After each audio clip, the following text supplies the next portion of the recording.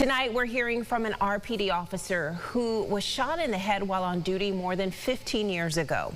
Officer Anthony DiPonzio was responding to a call in 2009 on Dayton Street when he was shot. Now he's written a book reflecting on his recovery journey. Leah Mallory brings us his story of resilience. Leah. Teresa, January 31st, 2009 is a day forever etched into the memory for the now 40-year-old RPD officer. He says he and another officer were clearing an open-air drug market when they were ambushed, and he shares that moment in his book called Officer Down, The Hidden Cost Behind the Oath. He tells me he wrote it as encouragement not only to fellow officers, but to anyone trying to overcome a traumatic incident. The first thing I had to do was learn how to stand again.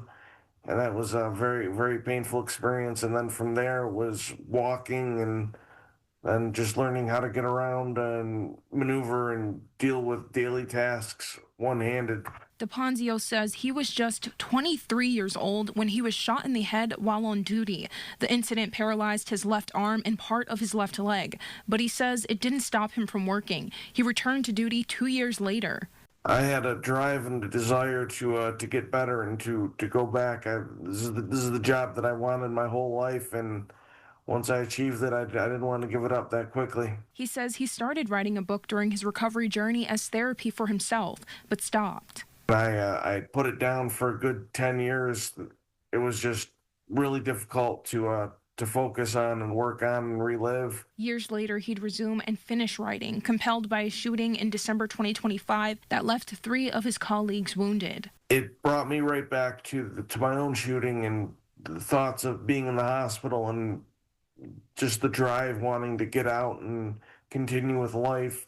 With his book, he says he hopes people come to understand the dangers officers can face and also how to overcome any challenges. What I've learned is that I can be pushed a lot farther than I ever thought was possible.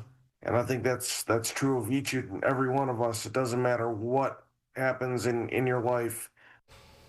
The book is expected to come out later this year, and what people might not know is that DiPonzio was shot by a 14-year-old boy who was sentenced to maximum of 10 years in prison, but only served 2/3 of the sentence. Since Taekwon Rivera has had multiple run-ins with the law, including more imprisonment. When I asked DiPonzio what he thought about the teenage shooter, he said he didn't really think about it because he was focused on his recovery and spending time with family.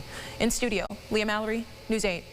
Get the Rochester First streaming app today for everything you love from News 8 On Demand. Plus exclusive shows you won't see anywhere else. Search ROC and download for free on Roku, Amazon Fire, and Apple TV.